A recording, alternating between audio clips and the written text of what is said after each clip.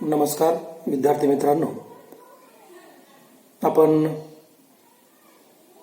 अर्थशास्त्राच्या मूलभूत संकल्पना पाहत आहोत. त्यामध्ये आपण पाठीमागच्या तासामध्ये सूक्ष्म अर्थशास्त्रातल्या ज्या काही मूलभूत संकल्पना आहेत त्यामध्ये सर्वप्रथम जर आपण बघितलं तर गरजा, त्याची जी काही वैशिष्ट्ये आहेत ती वैशिष्ट्ये देखील आपण बघितलेली आहेत. त्यानंतर समजा वस्तू आणि सेवा, उपयोगिता, संपत्ती, त्यानंतर आर्थिक क्रिया, वैयक्तिक उत्पन्न आणि वैयक्तिक व्ययशक्य उत्पन्न, ह्या आपण संकल्पना ज्या आहेत त्या सूक्ष्म अर्थशास्त्रामध्ये पाहिलेल्या आहेत. त्यानंतर आज आपल्याला अर्थशास्त्रातल्या ज्या काही मूलभूत संकल्पना आहेत किंवा अर्थशास्त्राच्या ज्या काही दोन शाखा आहेत त्या शाखेपैकी दुसरी शाखा म्हणजे स्थूल अर्थशास्त्र आणि पहिली कोणती आहे तर सूक्ष्म अर्थशास्त्र. तर स्थूल अर्थशास्त्र ही संकल्पना जी आहे ती आपल्याला आज विचारात घ्यायची आहे. स्थूल अर्थशास्त्र म्हणजे काय, त्याचा सर्वप्रथम आपल्याला अर्थ विचारात घ्यायचा आहे. तर स्थूल म्हणजे एकूण, किंवा त्यालाच इंग्रजीमध्ये macro economics, MACRO, macro economics असे म्हणतात. आता हा मॅक्रो जो काही शब्द आहे किंवा स्थूल अर्थशास्त्र हा जो काही शब्द आहे तो शब्द मूळ ग्रीक भाषेतील मॅक्रोस या शब्दापासून आलेला आहे आणि याला मराठीमध्ये स्थूल किंवा समष्टी अर्थशास्त्र देखील म्हटलं जातं. आता सर्वसाधारणपणे मग नेमकं स्थूल अर्थशास्त्र म्हणजे काय, तर स्थूल अर्थशास्त्र म्हणजे काय तर ज्या अर्थशास्त्रामध्ये मोठ्यात मोठ्या घटकांचा अभ्यास केला जातो त्याला स्थूल अर्थशास्त्र म्हटलं जातं. म्हणजे समजा असं आपण गृहीत धरू की एक जंगल आहे आणि त्या जंगलामध्ये अनेक झाडं आहेत आणि त्या झाडांमधले किंवा जेवढे काही झाडं आहेत किंवा जेवढे काही वृक्ष आहेत त्या सर्व वृक्षांचा एकत्रितपणे अभ्यास ज्या अर्थशास्त्रामध्ये केला जातो त्याला म्हटलं जातं स्थूल अर्थशास्त्र. आणि त्या एकूण झाडांपैकी जर एका झाडाचा अभ्यास त्या ठिकाणी केला जात असेल तर ते कशामध्ये ना सूक्ष्म अर्थशास्त्रामध्ये. म्हणजे आपण पाठीमागच्या याच्यामध्ये देखील बघितलेलं आहे की सूक्ष्म अर्थशास्त्र म्हणजे काय हे तुम्हाला माहीत आहेच, परंतु परत एकदा उजळणी थोडी म्हणून. तर स्थूल अर्थशास्त्र जे आहे ते स्थूल अर्थशास्त्रामध्ये समावेश कशाचा होतो तर एकूण घटकांचा किंवा समुच्चयात्मक घटकांचा अभ्यास करणारं शास्त्र म्हणजे स्थूल अर्थशास्त्र. ही जरी थोडक्यात स्थूल अर्थशास्त्र म्हणजे काय किंवा त्याची ढोबळ मारणी व्याख्या. परंतु आपल्याला जर काही अर्थतज्ञांच्या व्याख्या जर विचारात घ्यायच्या म्हटलं त्यातले पहिले अर्थतज्ञ आहेत ते म्हणजे केनेथ बोल्डिंग. यांनी स्थूल अर्थशास्त्राची व्याख्या अशी सांगितलेली आहे की ते असं म्हणतात की ज्या अर्थशास्त्रामध्ये एकूण रोजगार, एकूण उत्पादन, एकूण गुंतवणूक, राष्ट्रीय उत्पन्न, राष्ट्रीय बचत यासारख्या एकूणांचा अभ्यास करणारं शास्त्र म्हणजे स्थूल अर्थशास्त्र होय. आणि ढोबळ मारणे आपण व्याख्या केलेलीच आहे की स्थूल अर्थशास्त्र म्हणजे काय तर एकूणांचा किंवा समुच्चयात्मक घटकांचा अभ्यास करणारं शास्त्र म्हणजे स्थूल अर्थशास्त्र होय. आता या स्थूल अर्थशास्त्रामधल्या ज्या काही मूलभूत संकल्पना आहेत जसं की आपण सूक्ष्म अर्थशास्त्रातल्या मूलभूत संकल्पना विचारात घेतलेल्या आहेत तसंच स्थूल अर्थशास्त्रामध्ये देखील काही मूलभूत संकल्पना आहेत त्या संकल्पना देखील आपल्याला काय करायच्या आहेत या ठिकाणी विचारात घ्यायच्या आहेत. त्यातलं पहिलं महत्वाची संकल्पना आहे ते म्हणजे राष्ट्रीय उत्पन्न. कारण काही या आपण व्याख्येमध्ये बघितलेलं आहे की राष्ट्रीय उत्पन्नाचा समावेश हा स्थूल अर्थशास्त्रामध्ये होतो. म्हणून स्थूल अर्थशास्त्रातली मूलभूत संकल्पना पहिली सांगितली जाते ती म्हणजे राष्ट्रीय उत्पन्न. आता हे राष्ट्रीय उत्पन्न म्हणजे नेमकं काय, ते कसं मोजलं जातं किंवा त्या मोजण्याच्या कोणत्या पद्धती आहेत हे देखील आपल्याला या ठिकाणी विचारात घ्यायचं आहे किंवा ते देखील तुम्हाला माहीत असणं गरजेचं आहे. सर्वप्रथम जर आपण बघितलं तर स्थूल अर्थशास्त्र म्हणजे काय हे आपल्याला पहिल्यांदा काय करायचं आहे, विचारात घ्यायचं आहे. तर एका आर्थिक वर्षामध्ये उत्पादित झालेल्या सर्व वस्तू आणि सेवांचे बाजारभावानुसार मोजमाप करणे म्हणजे राष्ट्रीय उत्पन्न होय. आता या ठिकाणी बघा, व्याख्येचं जर आपण विश्लेषण केलं तर एका आर्थिक वर्षामध्ये, आता मग भारताचं जर आपण उदाहरण घेतलं तर भारताचं आर्थिक वर्ष कोणतं आहे, 1 एप्रिल ते 31 मार्च हे आपलं भारताचं आर्थिक वर्ष आहे. आणि मग या आर्थिक वर्षामध्ये अर्थव्यवस्थेमध्ये उत्पादित झालेल्या सर्व वस्तू आणि सेवांचे बाजारभावानुसार व्यक्त केलेलं जे काही मूल्य आहे त्या मूल्याचं मोजमाप करणं म्हणजे राष्ट्रीय उत्पन्न होय. मग या समजा 2018-19 मध्ये या आर्थिक वर्षामध्ये जेवढ्या काही अर्थव्यवस्थेमध्ये उत्पादित झालेल्या जेवढ्या काही वस्तू आणि सेवा आहेत त्यांचं काय केलं जातं, बाजार मूल्य जे आहे ते बाजारभावानुसार काढलं जातं आणि नंतर त्याचं मोजमाप जे आहे ते मोजमाप हे राष्ट्रीय उत्पन्नामध्ये गणलेलं असतं. किंवा जर आपण ढोबळमानाने आपण व्याख्या बघितलेली आहे, जर काही तज्ज्ञांच्या मते जर आपण विचारात घेतलं किंवा राष्ट्रीय उत्पन्न मोजमाप करणारी जी काही समिती आहे त्या समितीने जर आपण साहजिकच जर पाहिलं तर सर्वसाधारणपणे आपण त्यांची जर व्याख्या विचारात त्या ठिकाणी घेतली तर ते असं म्हणतात की राष्ट्रीय उत्पन्न म्हणजे एखाद्या विशिष्ट कालखंडात उत्पादित करण्यात आलेल्या राष्ट्रीय उत्पन्न म्हणजे एखाद्या विशिष्ट कालखंडात उत्पादित करण्यात आलेल्या वस्तू व सेवांची दुहेरी गणना टाळून केलेलं मापन म्हणजे राष्ट्रीय उत्पन्न होय.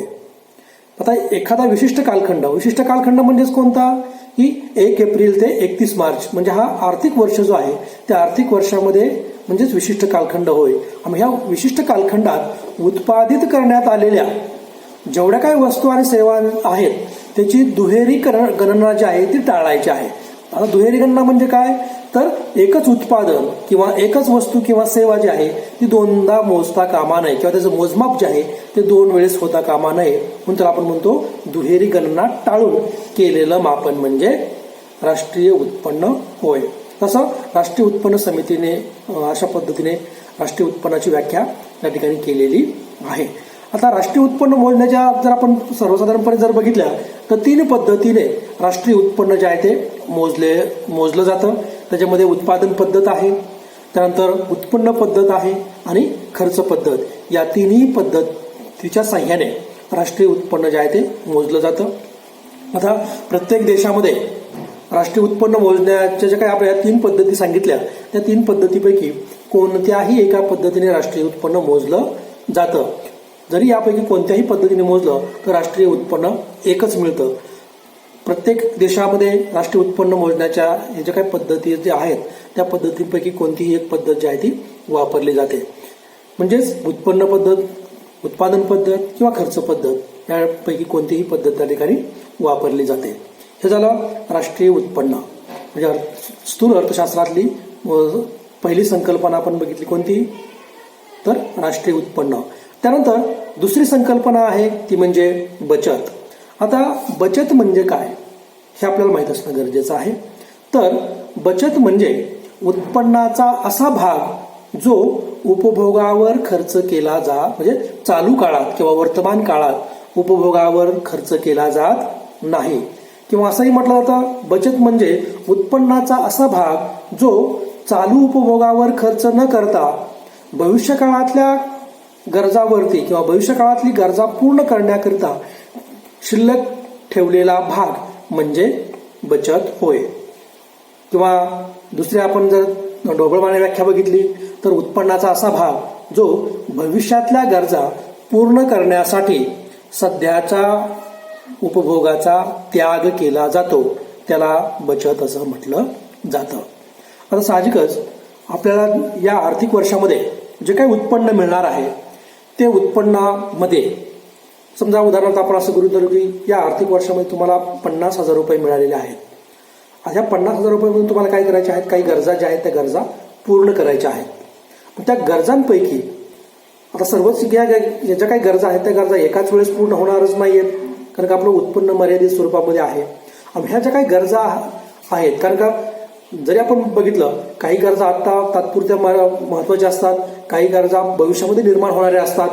उदाहरणार्थ मुलांचं शिक्षण असेल किंवा मुलींचा विवाह आपल्याला करायचा आहे.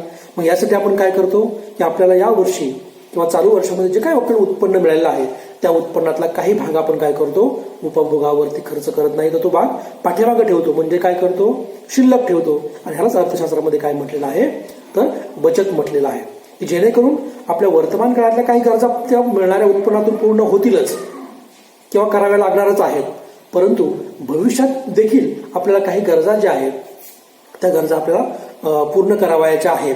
जसं तुम्हाला आता मी सांगितलं की शिक्षण असेल किंवा आरोग्य असेल किंवा मुलीचं लग्न करणं असेल, असे अनेक कामं त्या ठिकाणी आपल्याला भविष्यात करायचे आहेत किंवा अनेक गरजा ज्या आहेत त्या गरजा त्या ठिकाणी भविष्यामध्ये पूर्ण करायच्या आहेत.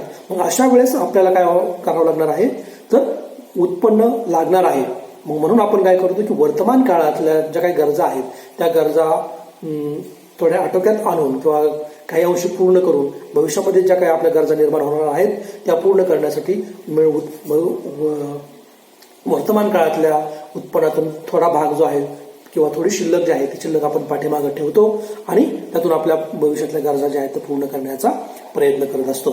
म्हणून त्या ठिकाणी बचत जी आहे ती बचत त्याला म्हटलं जातं. आणि प्रत्येक व्यक्ती जो आहे तो व्यक्ती थोडी का फार होईना प्रमाणामध्ये बचत जी आहे ती बचत करत असतो, कारण का व्यक्तीनुसार किंवा व्यक्तीच्या नुसार त्या ठिकाणी गरजा जशा वेगवेगळ्या असतात तशा बचत जी आहे ती बचत देखील त्या ठिकाणी वेगवेगळ्या प्रकारची आपली असते. म्हणजे श्रीमंत लोकांची किंवा श्रीमंत व्यक्तींची बचत जी आहे ती मोठी असेल, गरीब व्यक्तीची बचत जी आहे ती थोडी तुलनेने कमी असेल, कारण का त्याला मिळणारं उत्पन्न जे आहे ते उत्पन्नच कसं आहे, कमी आहे. म्हणून बचत जी आहे ती बचत हा महत्वाचा भाग त्या ठिकाणी सांगितला जातो. त्यानंतर पुढल्या यामधली संकल्पना जी आहे ती म्हणजे गुंतवणूक. आता साहजिकच आपण बचत जी आहे खऱ्या अर्थात जर आपण बघितलं तर गुंतवणूक जी आहे ती गुंतवणूक कशावरती अवलंबून आहे, तर तुमच्या होणाऱ्या बचतीवरती अवलंबून आहे. म्हणजे बचत जितकी जास्त होईल तितकी तुमची गुंतवणूक काय होणार आहे, वाढणार आहे किंवा वाढण्याला मदत होणार आहे. म्हणजे उत्पादन निर्मितीसाठी किंवा उत्पादन प्रक्रिया सुधारण्यासाठी आपल्याला त्या ठिकाणी गुंतवणूक करावी लागते. म्हणजे उदाहरणार्थ समजा तुमचा एखादा व्यवसाय आहे आणि मग त्या व्यवसायामध्ये आणखीन काही नवीन सुधारणा करायच्या आहेत किंवा नवीन तंत्रज्ञान तुम्हाला वापरायचं आहे आणि त्या तंत्राच्या सहाय्याने उत्पादन करायचं आहे, असं तुमचं जर इच्छा असेल किंवा असं जर तुम्ही ठरवलं तर साहजिकच तुम्हाला तेवढ्या प्रमाणामध्ये काय करावं लागणार आहे, गुंतवणूक करावी लागणार आहे. परंतु ती गुंतवणूक करण्या अगोदर जर तुम्ही बचत केली नसेल तर तुमच्या गुंतवणुकीवरती थोड्याफार प्रमाणामध्ये मर्यादा येऊ शकतात. आता त्याला मार्ग आहेत की समजा आपण बँकेकडून किंवा पतसंस्थेकडून किंवा सावकाराकडून आपण कर्ज घेऊ शकतो किंवा नातेवाईकाकडून उसनवारी करून घेऊ शकतो किंवा गुंतवणूक करू शकतो किंवा व्याजाने पैसा घेऊन आपण गुंतवणूक करू शकतो. पण त्या ज्या आहेत ते आपण मार्ग शोधू शकतो, परंतु ते मार्ग जे आहेत ते मार्ग योग्य नाही आहेत. म्हणजे समजा सावकारांकडून पैसा घेऊन गुंतवणूक करणं आणि याच्यामध्ये जर आपला उद्योग जर तोट्यात गेला तर निश्चितपणे त्या ठिकाणी आर्थिक नुकसान जे आहे ते आर्थिक नुकसान मोठ्या प्रमाणात होऊ शकतं. म्हणून त्या ठिकाणी गुंतवणूक आपल्याला भविष्यात करायची आहे असं ज्याचा काही विचार असेल ते अगोदरच काय करतात, बचत करण्याच्या पाठीमागे लागतात. म्हणजे थोडक्यात काय, तर उत्पादन निर्मितीसाठी किंवा उत्पादनामध्ये नवीन बदल करण्याकरता गुंतवणूक जी आहे ती आवश्यक आहे. आणि गुंतवणूक साहजिकच जर आपण बघितलं तर गुंतवणूक जी आहे ती गुंतवणूक कशावरती अवलंबून आहे, तर तुमच्या बचतीवरती अवलंबून आहे. बचत जेवढी जास्त तेवढी गुंतवणूक करायला तुम्हाला संधी जी आहे ती संधी त्या ठिकाणी मिळू शकते. म्हणून गुंतवणूक जी आहे ती गुंतवणूक देखील त्या ठिकाणी अत्यंत महत्वाची आहे. त्यानंतर ह्याच्यामध्ये जर आपण बघितलं तर गुंतवणूक आपण कोणत्या घटकामध्ये करू शकतो, तर जसं तुम्हाला आता मी सांगितलं की व्यवसायाची प्रगती करायची आहे, त्यासाठी तुम्हाला नवीन तंत्राचा सहाय्याने किंवा नवीन तंत्रज्ञान तुम्हाला अवलंबायचं आहे. तसं त्यासाठी आपण गुंतवणूक करणार आहोत. त्याच्यामध्ये काय येतं, यंत्रसामग्री. यंत्रसामग्री आपल्याला तुम्हाला खरेदी करायची आहे. त्यानंतर जे काही नवनवीन उपकरणं आहेत ते उपकरणाच्या माध्यमातून देखील आपण काय करू शकता, गुंतवणूक करू शकता. तर जेणेकरून उत्पादन प्रक्रिया जी आहे उत्पादन प्रक्रिया मोठ्या प्रमाणावरती वाढणार आहे आणि बचतीतून भांडवलाची निर्मिती होत असते आणि भांडवलाची निर्मिती झाली म्हणजे एक प्रकारे काय झाले, तुमची गुंतवणूक जी आहे ती गुंतवणूक मोठ्या प्रमाणावरती वाढलेली आहे. म्हणजे भांडवलाची निर्मिती आणि भांडवलाचा वापर हे उत्पादन प्रक्रियेमध्ये महत्त्वाचे घटक आहेत. त्यासाठी गुंतवणूक जी आहे ती गुंतवणूक अगोदर करणं गरजेचं आहे. त्यानंतर महत्त्वाची या ठिकाणी संकल्पना आहे चौथी, ते म्हणजे व्यापार चक्र. आता व्यापार चक्र म्हणजे काय, तर सर्वसाधारणपणे आपण अर्थव्यवस्थेमध्ये जे काही घडून येणारे आर्थिक बदल आहेत किंवा जे काही आर्थिक चढ उतार आहेत त्या चढ उतारामुळे निर्माण व्यापारामध्ये जे काही बदल घडून येतात त्या बदलांना खऱ्या अर्थाने काय म्हटलेलं आहे, व्यापार चक्रे म्हटलेलं आहे. लक्षात, अर्थव्यवस्थेमध्ये घडून येणाऱ्या आर्थिक चढ उतारामुळे जे व्यापारात बदल घडून येतात त्याला व्यापार चक्र म्हटलं जातं. आता हे जे काही व्यापार चक्र आहे ते व्यापार चक्र प्रामुख्याने आर्थिक क्रियामुळे किंवा आर्थिक क्रियामधील चढ उतारामुळे काय होत असतात, निर्माण होत असतात. आता हे चढ उतार जे आहे ते चढ उतार म्हणजे नेमकं काय किंवा चढ उतार कशामुळे होतात, तर किंवा चढ कधी निर्माण होतो आणि उतार कधी निर्माण होतो हे देखील तुम्हाला समजणं किंवा हे माहीत असणं गरजेचं आहे. कारण काय आपण अर्थशास्त्राचे विद्यार्थी आहोत आणि अर्थशास्त्राच्या विद्यार्थ्यांना आर्थिक तेजीमंदी जी आहे ती तेजीमंदी म्हणजे नेमकं काय हे माहीत असणं गरजेचं आहे किंवा व्यापार चक्र जे आहे ते व्यापार चक्र म्हणजे नेमकं काय हे देखील माहीत असणं गरजेचं आहे. तर त्यातलं आपण चढ आणि उतार जर आपण बघितलं तर अर्थव्यवस्थेमध्ये ज्यावेळेस तेजी असते त्यावेळेस अर्थव्यवस्थेमध्ये काय असतो, चढ असतो आणि ज्यावेळेस अर्थव्यवस्थेमध्ये मंदी असते त्यावेळेस अर्थव्यवस्थेमध्ये काय असतो, उतार असतो. आता मग तेजी म्हणजे काय आणि मंदी म्हणजे काय हे देखील माहीत असणं गरजेचं आहे. आता तेजी जी आहे ती तेजी म्हणजे काय हे आपण पहिल्यांदा विचारात घेऊ. तेजी म्हणजे काय मग, तर सातत्याने सामान्य किंमत पातळीत होणारी वाढ. सातत्याने सामान्य किंमत पातळीत होणारी वाढ म्हणजे तेजी होय. म्हणजे काय, सर्वसामान्य किंमत पातळी आहे त्या किंमत पातळी किंवा असं आपण म्हणू की सर्वच वस्तूंच्या किमती ज्या आहेत त्या किमती भरमसाठ वाढत आहेत असं जर होत असेल तर तो कालखंड कशाचा समजला जातो, तर तो कालखंड तेजीचा आहे. त्यानंतर मंदीमध्ये काय होतं, तर सातत्याने ज्या काही सामान्य किंमत पातळी आहेत त्या सामान्य किंमत पातळीत जी काय होणारी घट आहे ती घट काय होत असते, वाढत असते आणि मग त्यावेळेस अर्थव्यवस्थेमध्ये काय होत असते, मंदी निर्माण होत असते. म्हणजेच वस्तूच्या किमती ज्या आहेत त्या किमती रोजच्या रोज जर त्या ठिकाणी कमी होत असतील म्हणजे सातत्याने जर वस्तूच्या किमती ज्या आहेत त्या किमती सामान्य किंमत पातळीवरून कमी होत जात असतील तर आपण समजायचं काय की अर्थव्यवस्थेमध्ये मंदीची परिस्थिती निर्माण झालेली आहे. आता ही तेजीची परिस्थिती निर्माण कधी होते आणि मंदीची परिस्थिती कधी निर्माण होते, तर ज्यावेळेस अर्थव्यवस्थेमध्ये पुरवठ्यापेक्षा मागणी मोठ्या प्रमाणावरती वाढते. लक्षात घ्या, ज्यावेळेस अर्थव्यवस्थेमध्ये पुरवठ्यापेक्षा मागणी मोठ्या प्रमाणावरती वाढते तेव्हा अर्थव्यवस्थेमध्ये ज्या काही वस्तू आणि सेवांच्या किमती आहेत त्या किमती काय होतात, भरमसाठ वाढतात आणि अर्थव्यवस्थेमध्ये तेजी निर्माण होते. याच्या उलट मागणीपेक्षा ज्यावेळेस अर्थव्यवस्थेमध्ये वेगवेगळ्या वस्तू आणि सेवांचा पुरवठा हा जास्त असतो तेव्हा वस्तूच्या किमती ज्या आहेत त्या किमती काय होतात, कमी निर्माण होतात. कारण का, पुरवठा जास्त आहे आणि मागणी कमी आहे. मग पुरवठा जास्त असल्या कारणामुळं आणि मागणी कमी असल्या कारणामुळं वस्तूच्या किमती ज्या आहेत त्या किमती कमी होऊन परिणामी काय होतं, अर्थव्यवस्थेमध्ये मंदीची परिस्थिती निर्माण होते. अशा पद्धतीने व्यापार चक्र जे आहे ते व्यापार चक्र देखील व त्या व्यापार चक्राच्या अर्थव्यवस्थेवरती कोणत्या प्रकारचा परिणाम होत असतो हे देखील या स्थूल अर्थशास्त्रामध्ये अभ्यासलं जातं किंवा त्याच्यातली एक मूलभूत संकल्पना सांगितली जाते. त्यानंतर पुढले संकल्पना आहे ती म्हणजे आर्थिक वृद्धी. आता आर्थिक वृद्धी जी आहे ती आर्थिक वृद्धी या संकल्पनेला जर आपण बघितलं तर अर्थशास्त्रामध्ये खास करून स्थूल अर्थशास्त्रामध्ये अनन्य असं साधारण महत्त्व आहे. तर मग आर्थिक वृद्धी कशाला म्हणायचं किंवा आर्थिक वृद्धी म्हणजे नेमकं काय? तर आर्थिक वृद्धी जी आहे ती आर्थिक वृद्धी म्हणजे काय? तर देशाच्या वास्तव उत्पन्नात होणारी वाढ म्हणजे आर्थिक वृद्धी होय. आणि ही संख्यात्मक स्वरूपाची संकल्पना आहे. आर्थिक वृद्धीची संकल्पना कशी आहे? संख्यात्मक स्वरूपाची संकल्पना आहे.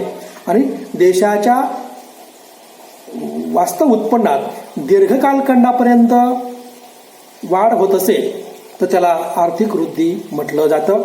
आणि आर्थिक वृद्धी जी आहे ती आर्थिक वृद्धी ही राष्ट्रीय उत्पन्न व दरडोई उत्पन्नाद्वारे देखील मोजली जाते. तर त्याला म्हणायचं आर्थिक वृद्धी. त्यानंतर आर्थिक विकास. जसं आर्थिक वृद्धी ही संख्यात्मक संकल्पना आहे तसंच आर्थिक विकास जे आहे ते आर्थिक विकास काय आहे?